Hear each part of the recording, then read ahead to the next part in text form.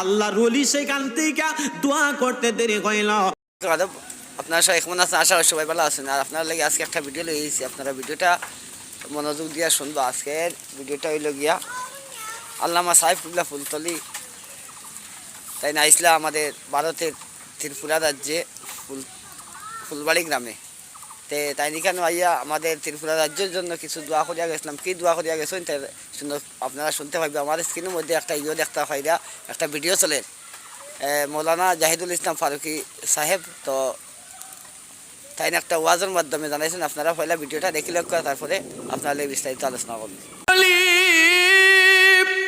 সাহেব কিবলা ফুলতলি রহমাতুল্লাহি আলাইহি, যদিও আপনারা কতটুকু তিনারা চিনতে পারছেন আমি জানি না। আল্লামা সাহেব কিবলা ফুলতলি রহমাতুল্লাহি আলাইহি সেই বদরপুরের মধ্যে এখনো পর্যন্ত নাম আছে তিনার ওই জায়গার মধ্যে। বন্ধুরে, আল্লাহর ওলির ভারতের মধ্যে মজার একটা কারামত। ওই জায়গাটার নাম হইল ভারতের আসামের ত্রিপুরা একটা জায়গা।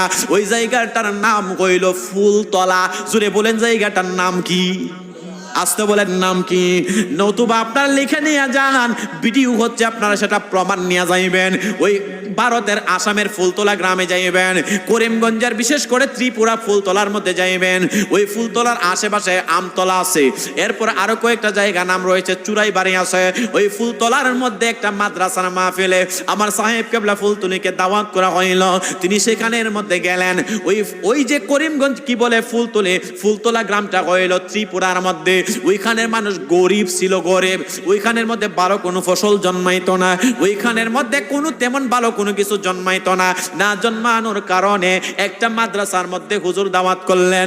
আমার সাহেব কিবলা ফুলতলি রহমাতুল্লাহি আলাইহি সেই মাদ্রাসা দাওয়াতে গেলেন। ওইখানের মধ্যে যাওয়ার মধ্য দিয়া একজন ব্যক্তি দোয়া চাইলেন, হুজুর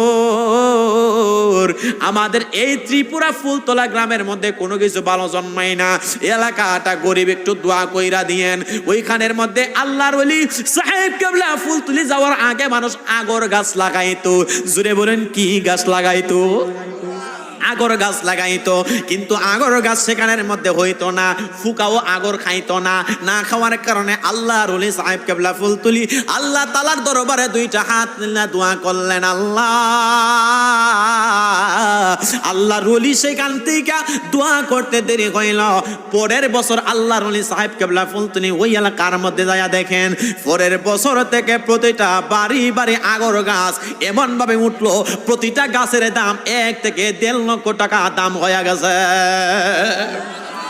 প্রায় 4-5 বছরের ব্যবধানে এই ত্রিপুরার মানুষ, হায় হায় হায় হায়, আমার লোমটা দাঁড়াইয়া যায়। আল্লাহ তাআলা ডাক দেয়া বলেন, মান আদালি ওয়ালিয়ান ফাকাদ আযানতুহু বিল হারব। আমি আল্লাহর বন্ধু যারা হয়ে গেল, আমি আল্লাহর প্রেমিক বান্দা যারা হয়ে গেল, তাদের সাথে যারা বেয়াদবি করবা, আমি আল্লাহ যুদ্ধের ডিক্লার দিয়া দিলাম। সুবহানাল্লাহ কই দেই না রে বাবা। আল্লাহর ওলি ওই এলাকার মধ্যে 5 থেকে 7 বছরের ব্যবধানে ওই এলাকার মধ্যে এত বরকত আরম্ভ হয়েছে। বন্ধুরে, আল্লাহর ওলি যেখানে যাওয়ার আগে কোনো জায়গার মধ্যে আগর গাছ তেমন একটা হইতো না, কিন্তু ফুলতলি হুজুর কিবলা যাওয়ার পরে ওইখানের মধ্যে একটা গড় আছে। ওইখানের মধ্যে যে বাড়িটা আছে, আমি যেখানে থাকি কয়েকটা গড়ের মধ্যে থাকি। এই ফুলতলা গ্রামের আশেপাশে যতগুলা বাড়ির মধ্যে থাকি, প্রতিটা বাড়ির মানুষ সাক্ষী দেয়। এখন যারা আছে তারা না মুরব্বীরা সাক্ষী দেয়, হুজুর এখানের মধ্যে হুজুর কিবলা আসার আগে এখানের মধ্যে কোনো বরকত হইতো না, কিন্তু যেই মাত্র হুজুর কিবলা দোয়া করলো, এর 4 থেকে 5 বছরের ব্যবধানে আল্লাহ তাআলা এই আসামের মধ্যে ত্রিপুরা। আপনারা ভিডিওটা যদি ভালো লাগে তাহলে একটা শেয়ার করে দিবা। শেয়ার দেওয়ার কারণটা হইল গিয়ে বর্তমান জেনারেশন যারা এরা জানে না, কিন্তু আল্লামা সাহেব কিবলা ফুলতলি আমরা ত্রিপুরা রাজ্যত আইসই। আর আগর যেটা আমরা যে আগর লইয়া আজকে আপনারা আমার বড়াই করিয়া কেউ ছেলে মেয়ে বিয়া শাদি দিতে সময় আমরা এটা কাজও লাগে। তো আপনারা ভিডিওটা খুব বেশি করে শেয়ার করবা, আর ভালো লাগলে একটা কমেন্ট করবা। আসসালামু আলাইকুম, আদাব। আপনারা সবাই সুস্থ থাকবেন, ভালো থাকবেন।